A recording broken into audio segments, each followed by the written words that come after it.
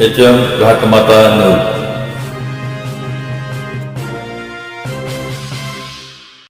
आटपाडी नगरपंचायतीच्या रणांगणात आज सगळंच चित्र बदललं. शनिवारी घडलेल्या मोठ्या राजकीय भूकंपाने निवडणूक तापली आहे. कारण बळीराजा शेतकरी संघटना, महाराष्ट्र नवनिर्माण सेना आणि RPIचे कार्यकर्ते यांनी आज एकमुखाने तीर्थक्षेत्र विकास आघाडीला जाहीर पाठिंबा दिला आहे. होय, आटपाडीमध्ये आज दिग्गजांच्या उपस्थितीत वातावरण अक्षरशः पेटलं आहे. डॉक्टर उन्मेष देशमुख, डॉक्टर दिगंबर मोरे, मनसेचे राजेश जाधव, प्रकाश गायकवाड, RPIचे कार्यकर्ते सर्वांनी एकत्र येऊन स्पष्ट सांगितलं, आटपाडी बदलणार असेल तर कब्बशीच पुढे जाणार. बळीराजा शेतकरी संघटना त्याचबरोबर माझे सहकारी मनसे या दोन्ही संघटनेनं तीर्थक्षेत्र विकास आघाडी आटपाडी म्हणजे तिसरी आघाडी ह्या आघाडीला पाठबळ देण्यासाठी, ह्या आघाडीला निवडून आणण्यासाठी, ह्या आघाडीचा नगराध्यक्ष झाला पाहिजे यासाठी आम्ही आज या ठिकाणी जाहीर पाठिंबा त्यांना देत आहे. भाजप आणि शिंदे गटाचे जे दोन्ही पॅनल आहेत मागच्या 10 वर्षापासून केंद्रात आणि राज्यात सत्तेत आहेत, तरी सुद्धा आटपाडी शहराचा विकास हा 10 वर्ष माग आहे. त्याचं कारण असं आहे, आटपाडी शहरातल्या आणि तालुक्यातल्या लोकांना मूलभूत प्रश्नांसाठी उपोषणं, आंदोलनं आणि मोर्चे काढावे लागतात.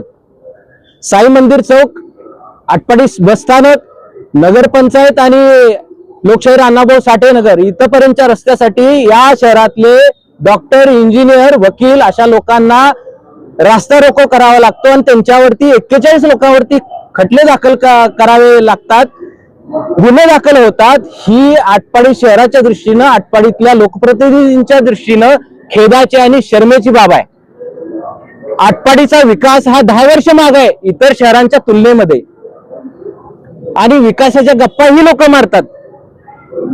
मला या ठिकाणी सांगायचं आहे, मनसेच्या माध्यमातून पण या रस्त्यांच्या प्रश्नासाठी, मूलभूत प्रश्नासाठी आम्ही आंदोलनं केली, मोर्चे काढले.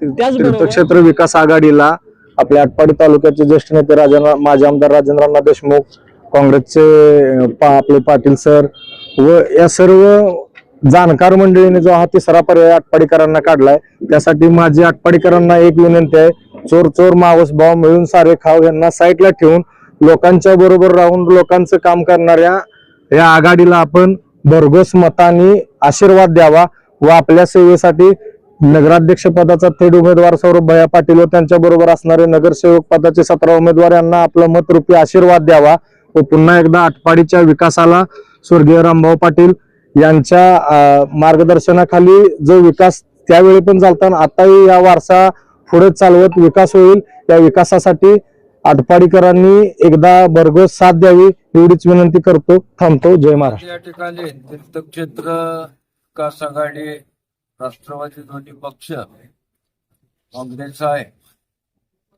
यांच्या पंचवार्षिक निवडणुकीच्या, नगरपंचायतच्या निवडणुकीच्या निमित्तानं आज या ठिकाणी मनसे आणि बळीराजा संघटना, त्याचबरोबर RPIचे रघुनाथ कांबळे या सर्वांनी आमच्या या विकास आघाडीला पाठिंबा देऊन शुभेच्छा दिलेल्या आहेत.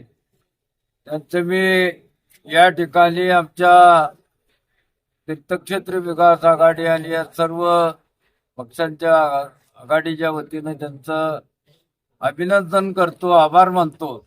यावेळी उपस्थित होते माजी आमदार राजेंद्र अण्णा देशमुख, ज्येष्ठ नेते आनंदराव बापू पाटील, तीर्थक्षेत्र विकास आघाडीचे प्रमुख भारत तात्या पाटील, काँग्रेसचे DM सर आणि आघाडीचे शेकडो कार्यकर्ते. या दिग्गजांच्या खांद्याला खांदा लावून उभारलेल्या शक्तीने आज निवडणूक समीकरणे ढवळून निघाली आहेत. यानंतर नेत्यांनी प्रभागनिहाय घरोघरी जाऊन मतदारांच्या भेटी घेतल्या.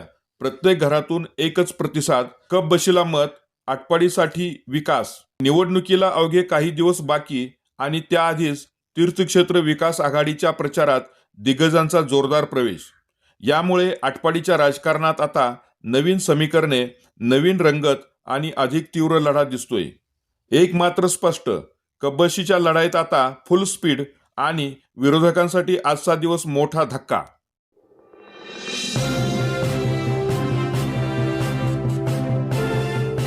HM घाटमाता news.